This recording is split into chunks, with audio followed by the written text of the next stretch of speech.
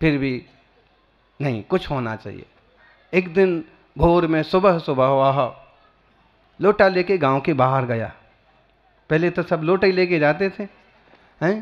पहले घर में खाते थे और बाहर जाते थे, और अब बाहर खाते हैं और घर में जाते हैं। ऐसा एकदम भंडार बना के रखा है कि कभी आगे की पीढ़ी को ना मिले अन्न तो वो खुदाई में ही निकल आए।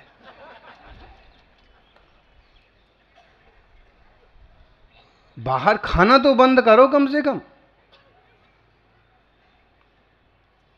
सब उल्टा हो गया। पहले जमीन में कुएं होते थे और अब आसमान में, छत के ऊपर कुएं होते हैं, टंकी। पहले नीचे से पानी आता था, ऊपर से आता है टंकी में से। देखो,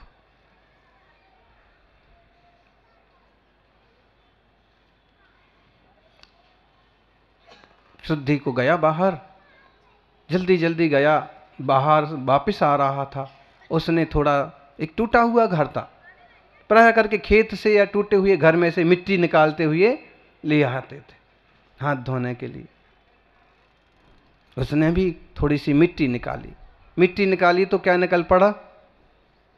इतनी सी मिट्टी निकाली, मिट्टी ज़्यादा निकल गई, और ज़्यादा निकली साथ में उसमें दिखा कि एक छोटा सा सुंदर सोने का कलश है। उसने देखा कि इसमें तो सोने की मोहरें भी है, इसमें तो आभूषण भी है। उसने कहा ना ना, अपने को नहीं लेना, भगवान तो जब देखा तो छप्पर फाड़ के देगा। और उसने वैसा का वैसा रख दिया, छोड़ के आया और घरवाली को बताया। उसने कहा आज सुबह ऐसे ऐसा हुआ। घरवाली बोली ना, मैं कहती हूँ ना तुम बुद्धू हो। अरे जब ऐसा है तो उसने बोलने की क्या जरूरत थी, मेरे को लेके आना था ना, हैं? लेके आना था। उसने कहा देखो नहीं, ऐसे नहीं उठाना, पता नहीं किसने रखा है, क्यों रखा है, कब से रखा है, अपने भाग्य में होगा तो छप्पर फाड़ के मिलेगा। पड़ोसी सुन रहा था, उसने सुना ऐसा हुआ, और जल्दी जल्दी जो स्थान की बात हो रही थी वो गया, और सच में दीवार में एक कलश था।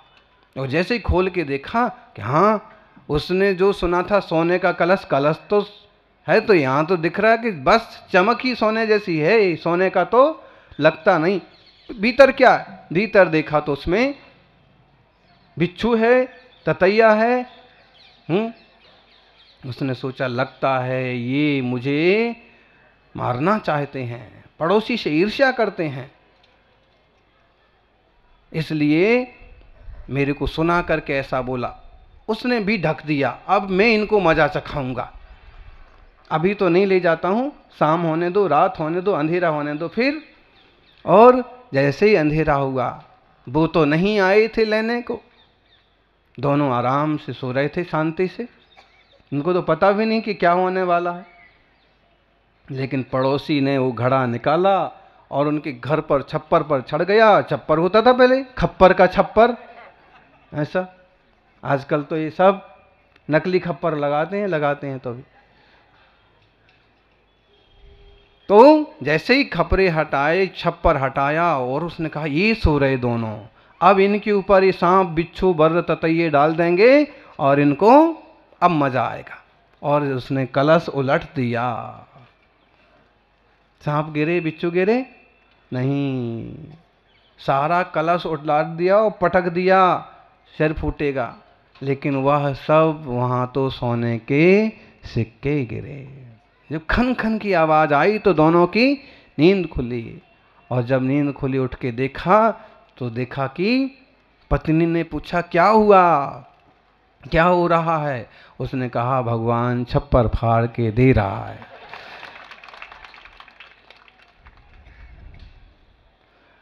अन्याय अतिथि अभक्ष से बचें।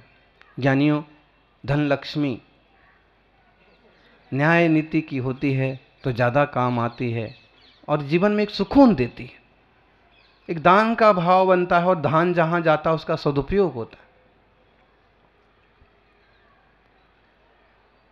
हम जिस देह के लिए, हम जिस परिवार के लिए इतना ज़्यादा उपद्रव करते हैं, संग्रह करते हैं, वास्तव में जब हम 12 भावना पढ़ते हैं, भाते हैं, तो मालूम पड़ता है कि सारी चीज़ें अशाश्वत हैं। शरीर के लिए अपन इतना श्रृंगार करते हैं, बनाव बनाते हैं, इसका कोई भरोसा पड़ता है? उत्पाद व्यय द्रव्य युक्तम सद वस्तु, प्रत्येक वस्तु परिणमनशील है। पुद्गल परमाणु परिणमनशील है, हमारे बदलने से नहीं बनता। आजकल आप कहोगे कि लड़की को लड़का बना देते हैं, लड़के को आजकल लिंग चेंज होने लगा, किडनी चेंज होने लगी, आंखें कान सब चेंज कर लो तुम।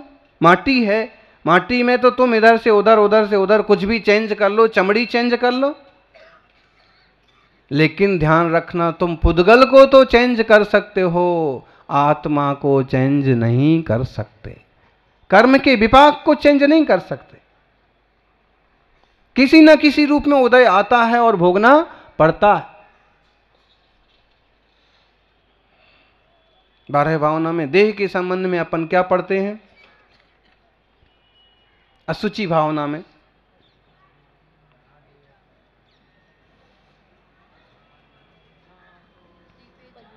दिपे चाम चादर मणि हाड़ पींच राधे, भीतर यासम जगत में और नहीं घिनगे। सब चीज स्वच्छ कर लो, स्वच्छता अभियान खूब चलाओ, लेकिन ये सब गंदगी निकलती कहां से? सत्य धातुमयम देहम संभूदम सुख सोणिदम मलमूत्रादि दुर्गंधम अनिच्चम रोग मंदिरम। रोगों का घर है ये शरीर। एक बीमारी हो तो बचा लो। 25 बीमारियां हैं, बीमारियां लगी हुई हैं, 7 धातुओं से भरा हुआ है, माता पिता के संयोग से रचा हुआ है। मल मूत्र आदि इसमें दुर्गंधित पदार्थ हैं, अनित्य है, रोगों का घर है। ऐसे देह के लिए हे जीव क्यों इतना सारा मारा मारा फिरता है? इस देह के लिए इतना ज्यादा क्या उपद्रव करता है? इसके लिए इतना पाप, इसके लिए इतनी व्यवस्था, इसके लिए इतनी सुरक्षा, इसके लिए भोगो भोग सामग्री। दूसरा मरे तो मरे, मेरे को तो अच्छे से अच्छा मिलना है। चमड़े पर पोत करके जो लोग आ जाते हैं, क्रीम पोत करके, क्या क्या पोतते हैं। अब किस जीव का बसा है, तेल है, खून है? नहीं, हम सुंदर दिखना। कितना सुंदर देखोगे? हैं?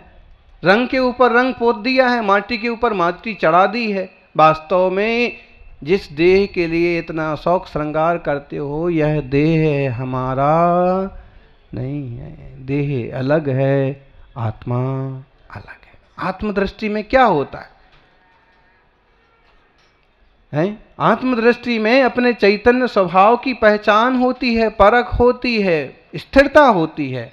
और देह दृष्टि में शरीर को संभालो, बस सुंदर दिखो। Mister perfectness. बोले 60-70 के हो गए फिर भी युवा दिखते। दिखने से क्या होता? तुम्हारे परिणाम कैसे हैं, कीमत उस चीज की है। कई बार तो तपस्वी भी 70-80 के होते हैं और एकदम व्यवस्थित दिखते हैं। वो उनके ब्रह्मचर्य की आभा है, उनके व्रतों का प्रताप है। और कई बार दुनिया में बनावटी लोग भी एकदम दिखने की कोशिश। उससे क्या है? तुम्हारा तन कितना सुंदर है, इसकी गिनती कर्म सिद्धांत में नहीं होती है। तुम्हारा मन कितना सुंदर है, इसकी गणना होती है कर्म सिद्धांत में। क्या मन में चल रहा हो, उसके फल मिलते हैं। शरीर तो सबके हैं, कभी कभी तो सांवले शरीर वाले भी भगवान बन गए हैं। नेमिनाथ भगवान कैसे थे? हैं? सांवले नहीं, एकदम सांवले। बलि कृष्ण कैसे थे? कृष्ण जी कैसे थे? काले, नाम ही उनका नाम रख दिया कृष्ण। कृष्ण मतलब क्या? प्यार की भाषा में, अच्छी भाषा में बोल दिया तो कृष्ण। और सीधा रंग का नाम बोलो तो काला।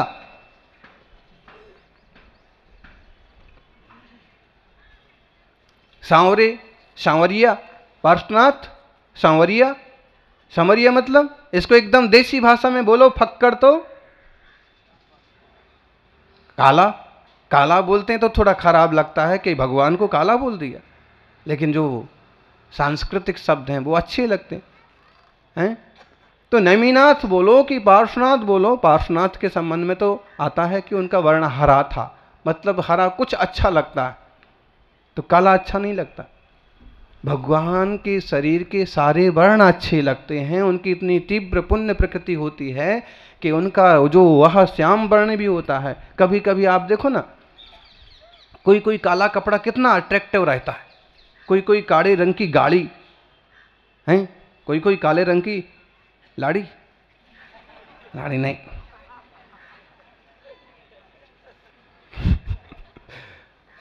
रंग की बात करें ना तो रंग कभी कभी अमुक अमुक तरह से ऐसे फबता है कि वो काला हो, नीला हो, हरा हो तो भी आकर्षक होता है। ऐसे तीर्थंकरों के पुण्य की, नाम कर्म की, वर्ण कर्म की महिमा ऐसी है कि वह सबको अच्छा लगता है, आकर्षित करता। तो हम यह कह रहे हैं कि श्याम वर्ण वाले प्रभु तो मोक्ष जा सकते हैं, काले वर्ण वाले कोई मुनिराज घोर तप करके मोक्ष जा सकते हैं, लेकिन काले मन वाले लोग कभी मोक्ष जाते।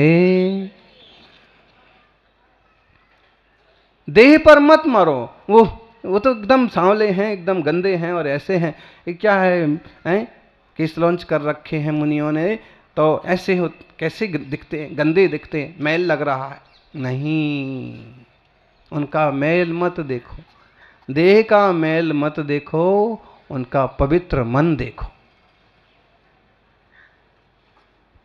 हैं? थोड़ा अच्छा रहना चाहिए, थोड़ा टिप टॉप रहना चाहिए। टिप टॉप रहने वाले तो दुनिया में बहुत हैं, लेकिन अपने स्वरूप में टिप टॉप रहने वाले तो थोड़े से मुनि महाराज ही मिलेंगे आपको। नहीं तो कभी कभी तो देखना, कोई कोई त्यागी जी को भी बड़ा सजने का शौक होता है, उनका दुपट्टा होगा तो एकदम वाइट, हाँ, और उस पर भी हाँ धोती दुपट्टा होगा, कहीं चश्मा होगा तो एकदम त्यागी हैं, तपस्वी हैं। अब आपने वो मार्ग लिया है तो आपका ये कोई संभरने का मार्ग थोड़ी ना है, ये तो संभलने का मार्ग है, परिणामों को संभालने का मार्ग है। जानियो, देहस्य दुब्बवाणम भी चित्तम हवेण निम्मलम निक्कलुसोय चित्तो जो तम निम्मलम च निच्चलम। प्राकृत भाषा का ये भावना सार का एक सूत्र है कि देह को धो लेने पर भी चित्त निर्मल नहीं होता। देख लीजिए आप, शरीर को धो धो धो धो धो करके लोग एकदम धोले बन जाते हैं, तो शरीर को धोने से चित्त निर्मल होता है क्या? नहीं होता। लेकिन मन को धो लिया जाए तो जो धुला हुआ मन है उसका शरीर अपने शुद्ध होता है। मुनिराज की देह को भी पवित्र कहा है। परसों एक युवक ने कहा कि भगवान की आराधना करते हैं तो धोती दुपट्टा पहन के करते हैं, शुद्ध नहा धो के करते हैं, तो मुनिराज की भैया वृत्ति भी हम कैसे भी कपड़ों से कैसे कर सकते? हमने कहा बात तो एकदम सही है, बिल्कुल सही है कि आप कैसे भी कपड़े से, कैसे भी हाथ से मुनि को नहीं छू सकते।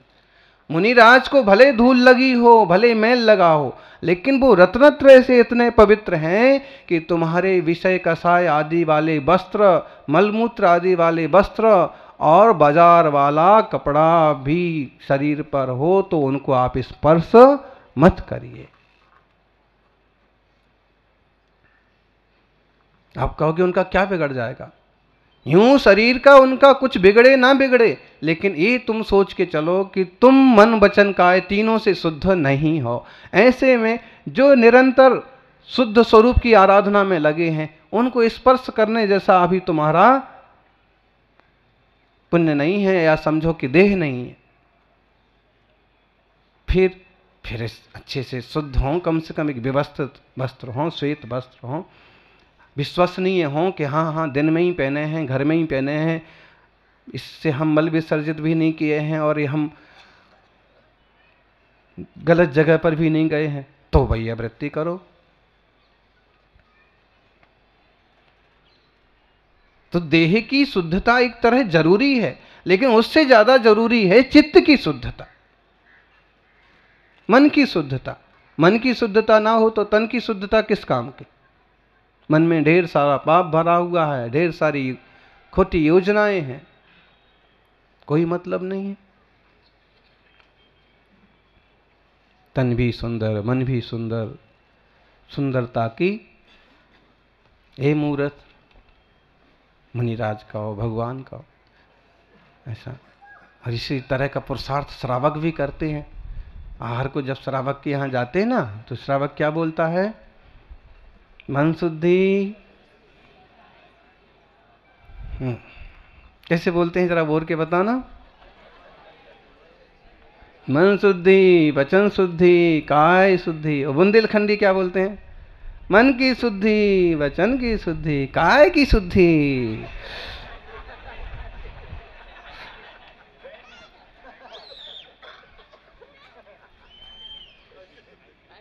हाँ, काय की शुद्धि महाराज।